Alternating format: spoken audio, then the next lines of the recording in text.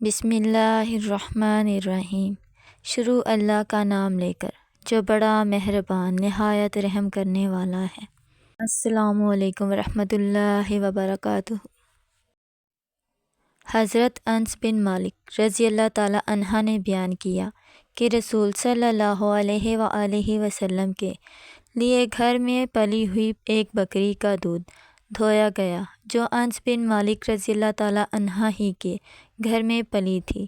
پھر اس کے دودھ میں اس کنویں کا پانی ملا کر جو انس رضی اللہ تعالی عنہ کے گھر میں تھا، نبی کریم صلی اللہ علیہ وآلہ وسلم کی خدمت میں اس کا پیالہ پیش کیا گیا۔ آپ صلی اللہ علیہ وآلہ وسلم نے اسے پیا۔ جب اسے منہ سے پیالہ آپ نے جدا کیا تو بائیں طرف ابو بکر رضی اللہ تعالیٰ عنہ تھے اور دائیں طرف ایک دیہاتی تھا۔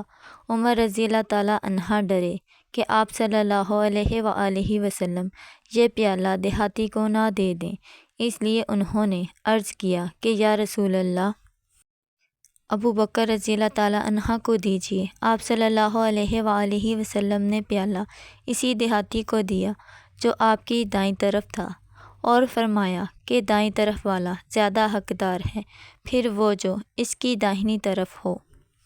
معاذ بن انس جہنی رضی اللہ تعالیٰ عنہ سے مروی ہے کہ نبی کریم صلی اللہ علیہ وآلہ وسلم نے فرمایا، سورۃ اخلاص جس شخص نے قل ھو اللہ احد 10 مرتبہ مکمل پڑھی تو اللہ تعالیٰ اس کے لیے جنت میں ایک محل تعمیر کرے گا۔ عمر رضی اللہ تعالیٰ عنہ نے کہا، اے اللہ کے رسول صلی اللہ علیہ وآلہ وسلم، تب تو ہم بہت سے محل حاصل کر لیں گے۔ آپ صلی اللہ علیہ وآلہ وسلم نے فرمایا، اللہ تعالیٰ زیادہ عطا کرنے والا اور پاک ہے۔